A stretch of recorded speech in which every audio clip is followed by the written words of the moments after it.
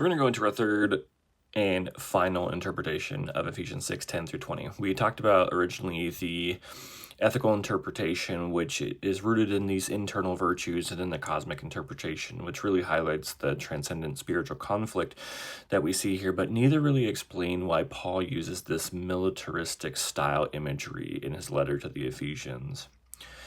When we're looking at this final context, it's this historical cultural context. We need to be able to see this as this comprehensive interpretation, because really what it does is it incorporates both the ethical and the cosmological dimensions while also placing the Ephesians in the reality of their culture. This context that we're going to be talking about, this interpretation, really grounds Paul's rhetoric in the unique spiritual environment of ancient Ephesus that was full of magic, idol worship, ritualistic tendencies, and fear, really, of demonic power. So when we're looking at this interpretation, the reason we say it's one of the most correct, when you look at Ephesians, or Ephesus in itself, it had over 250,000 residents at least. Many different travelers. It was the main hub. It was also the one of the biggest areas for the temple worship when we're talking about the cult of Artemis. So actual magic and idolatry and ritualistic practice happened here all the time. The Temple of Artemis actually was one of the 7 wonders of the ancient world, and it really functioned as this economic and social society as well as a religious hub for people.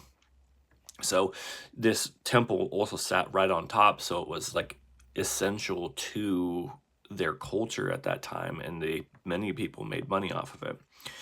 And we can see this, of course, in Acts, in Acts 19, when there was a riot that was led by Demetrius and the silversmiths. They feared that Christianity would ruin the business on making these Artemis shrines.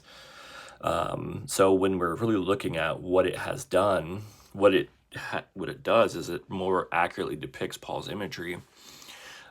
Because of the comprehensiveness that we see here between both the ethical and Paul's command to the Ephesians, really to put on the whole armor of God, becomes a very real and practical directive to believers that were surrounded by this idolatry, these real magic and demonic powers. And really through this interpretation, the imagery of armor becomes practical, it becomes solid and pastorally necessary.